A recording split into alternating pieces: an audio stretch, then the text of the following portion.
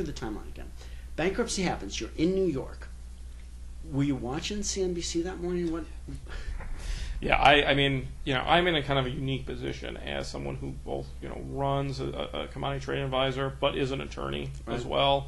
And I have a pretty substantial network, in the business. I mean, we have a lot of IBs we work with. We have a lot of clients, and just friends in the industry. So I mean, before the bankruptcy, I was getting already hundreds of calls a day. Like, what do I do? How safe do you feel it is?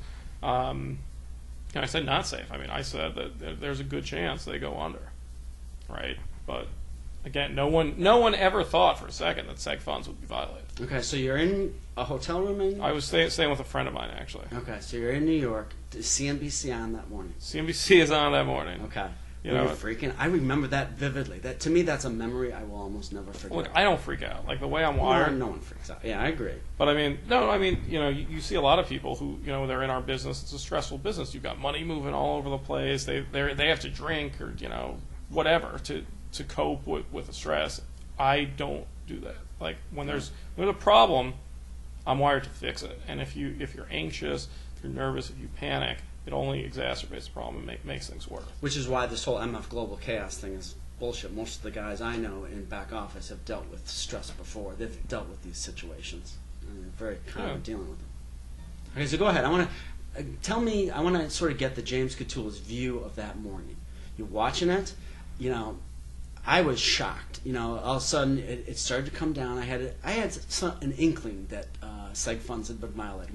When that Interactive Brokers deal didn't go down, I knew something was wrong. And then I started to watch, the guys get shut out of the exchange. They cut off trading. Yeah, they cut off our trading. Yeah. Our electronic got cut off. So, I mean, we had to flip over to the voice brokerage for 2 days because we had started the paperwork before the bankruptcy to get, new execution in place. Right. And, so a lot of it was position management. Like, I had made the decision the Friday before that we went flat on all strategies except one. We kept our livestock position because we were very bullish on that position. And, we had to manage that book. So my principal ag trader and I, were managing, that at, I think it was 4 or 5 FCMs, which is now 12 now that MF Global's gone. Really? But, assets have really dispersed.